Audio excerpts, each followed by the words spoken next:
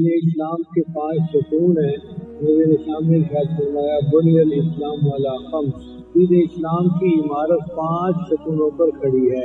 ان میں سے پہلا ہے کلمہ شہادت، اللہ کی وحدانیت کی گواہی دینا اور نبی علیہ السلام کی نبوت کی گواہی دینا. اس کا تعلق عقیدے کے ساتھ ہے. پھر اس کے بعد 4 اعمال ہیں، نماز پڑھنا، روزہ رکھنا، زکوٰۃ دینا اور حج کرنا. ان 4 اعمال میں نماز کی اہمیت بہت زیادہ ہے. قیامت کے دن سب سے پہلے بندے سے اس کی نماز کے بارے میں پوچھا جائے.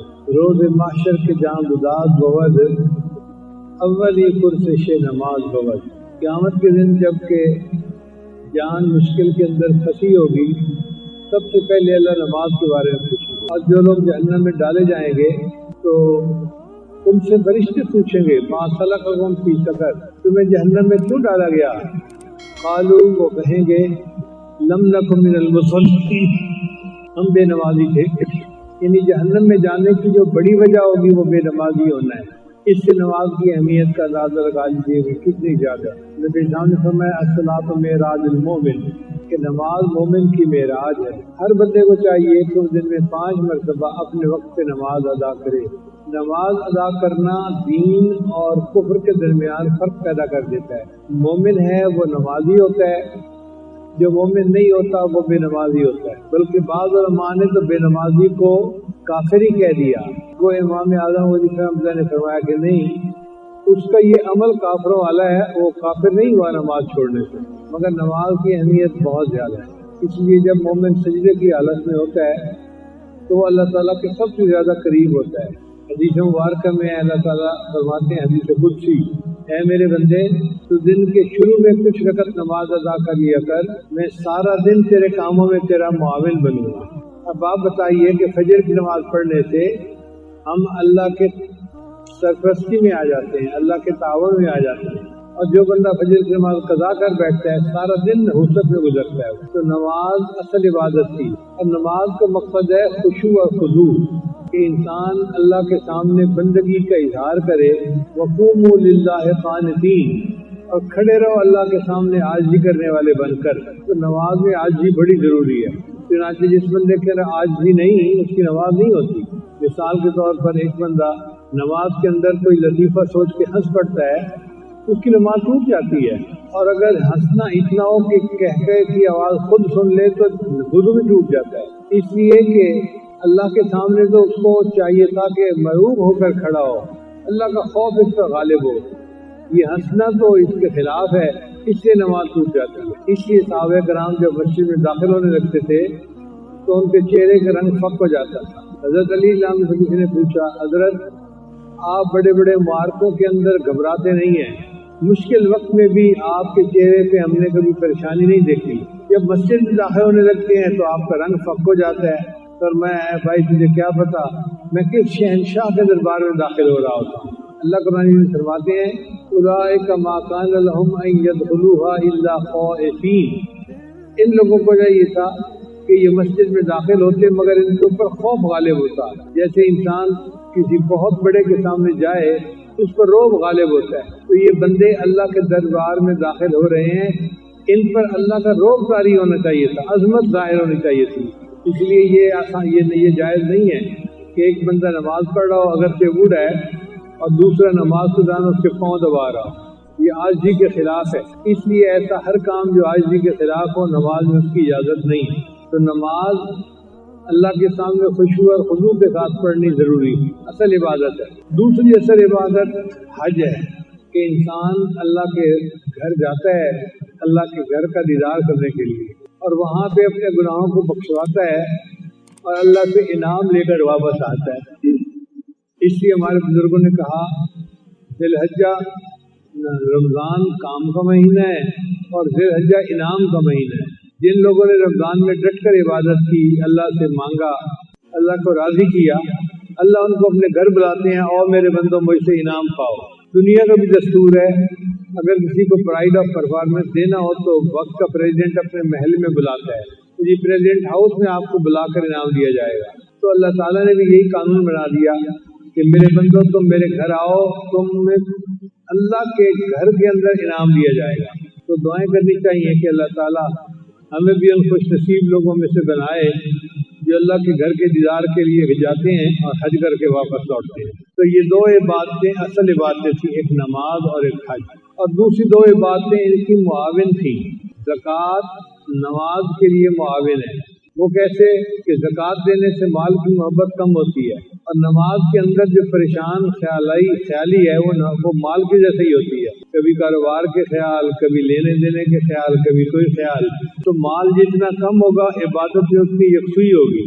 لہذا زکوٰۃ کا ادا کرنا نماز کی حقیقت کو حاصل کرنے کے لیے ایک ذریعہ ہے۔ تو یہ زکوٰۃ جو ہے یہ حج کی معاون عبادت ہو گئی، اور دوسری اصل عبادت حج تھی، اور روزہ حج کے لیے معاون بن گیا۔ وہ کیسے کہ روزہ تروک کی عبادت ہے، ترک کر دو، کھانا چھوڑ دو، پینا چھوڑ دو، غیر کی طرف دیکھنا چھوڑ دو، غیبت کرنا چھوڑ دو، جھوٹ بولنا چھوڑ دو۔ روزے میں بعض کاموں کو ترک کرنا ہوتا ہے، بیوی سے تم جماع نہیں کر سکتے، تو ترک کرنا چھوڑنا یہ روزہ ہے۔ اور حج بھی ہمیں ترک کرنا سکھاتی ہے۔ حج کرنے کے لیے انسان گھر والوں کو، بیوی بچوں کو چھوڑتا ہے، وطن کو چھوڑتا ہے، پھر جب حج کے راستے میں نکلتا ہے تو اللہ فرماتے ہیں یہ جو تم نے زیب زینت کا لباس پہنا ہوا ہے نا، اس کی بھی ضرورت نہیں ہے، اس کو تم بدل کے دو، کفن کی طرح چادریں پہن دو، اس کو احرام کہتے ہیں۔ پھر ساتھ یہ بھی فرما دیا کہ تمہیں زیب و زینت کی ضرورت نہیں ہے، نہ تم بال کاٹ سکتے ہو، نہ ناخن کاٹ سکتے ہو، نہ خوشبو لگا سکتے ہو، نہ تم جسم کی میل صابن سے اتار سکتے ہو، پابندیاں لگا دی۔ کیوں؟ اس لیے کہ یہ حج کا سفر عاشقانہ سفر ہے، اور عاشق اپنے معشوق کی محبت میں ایک خاص کیفیت میں ہوتا ہے، اس کو ظاہر زیب و زینت کی پرواہ نہیں ہوتی۔ تو حج بھی تروک کی عبادت تھی، اور روزے نے اس کو معاون بن کے اور بڑھا دیا، بہتر کر دیا۔ تو اصل عبادتیں دو ہی ہوئی، ایک حج اور ایک نماز۔ اب اگر آپ غور کریں تو یہ دونوں عبادتیں ہمیں اجتماعیت سکھاتی ہیں۔ نماز ہمیں دن میں 5 مرتبہ گھر سے نکال کر مسجد میں لاتی ہے، تو محلے کی سطح پر لوگ 5 دفعہ اکٹھے ہوتے ہیں۔ پھر جمعہ کے دن جامع مسجد میں پورے کئی محلوں کے لوگ اکٹھے ہوتے ہیں۔ پھر سال میں عید کے 2 مواقع ایسے ہوتے ہیں، پورے شہر کے لوگ اکٹھے ہو کے عیدگاہ میں نماز پڑھتے ہیں۔ تو گویا اجتماعیت بڑھتی چلی گئی۔ اور حج کو دیکھیں تو یہ بھی ہمیں اجتماعیت سکھاتی ہے۔ حج گھر بیٹھ کے نہیں ہو سکتا، حج ہوگا اللہ کے گھر جا کر۔ کسی ملک کا رہنے والا ہو، کسی شہر کا رہنے والا ہو، اسے اللہ کے گھر جانا پڑے گا۔ کیا آپ تو سارے حاجی وقوف عرفات کرتے ہیں زہر سے لے کے مغرب تک، اور وہاں پر اللہ سے دعائیں مانگتے ہیں، عبادت کرتے ہیں اللہ کی۔ یہ ایسا اجتماع ہے جو پوری دنیا میں ایک ہی ہوتا ہے، ایسا اجتماع دوسرے کہیں نہیں ہو سکتا۔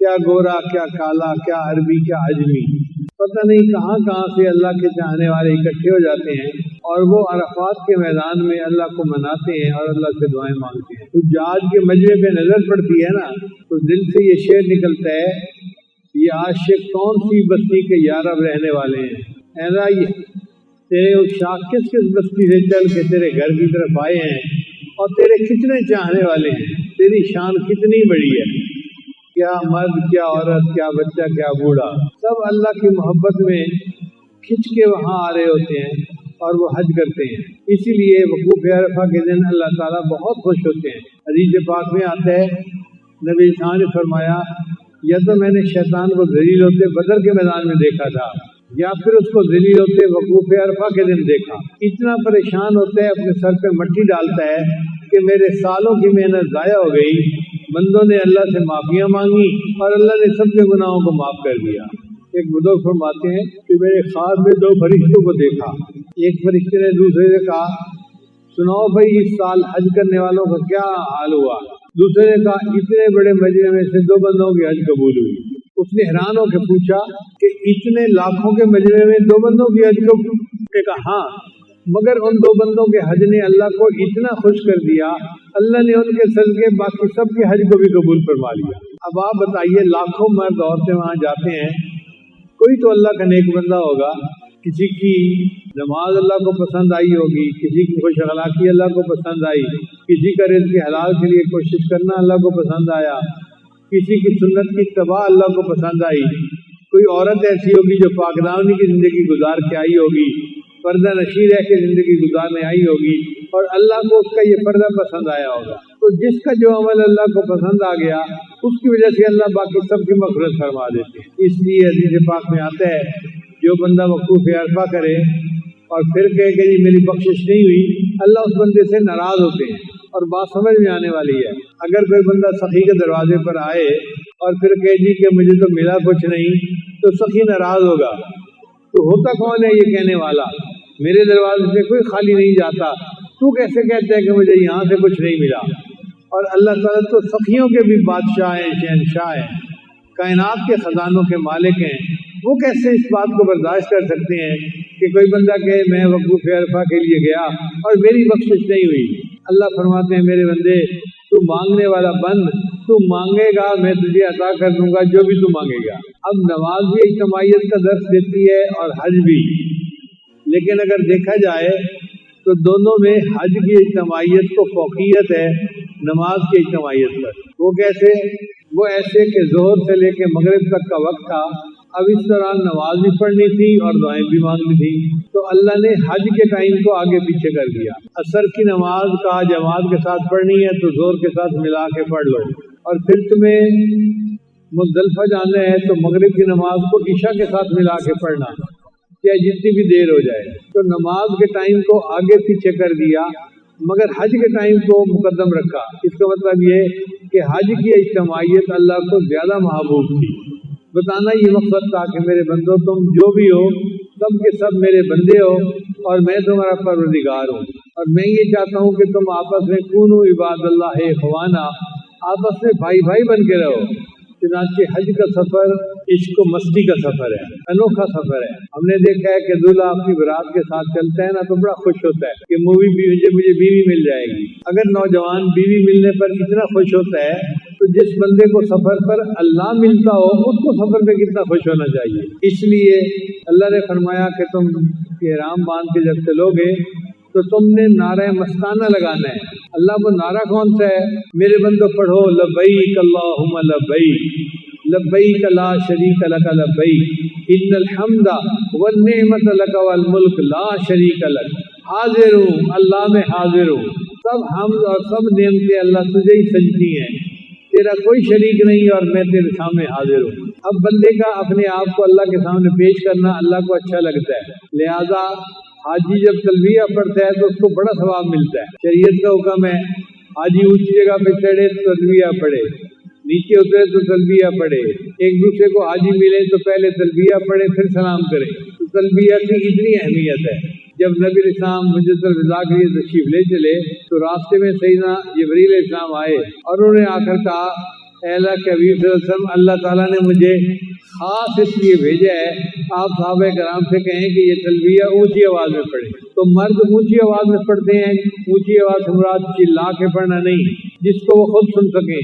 لبیک اللہم لبیک لبیک لا شریک لک لبیک ان الحمد والنعمت لک والملک لا شریک لک۔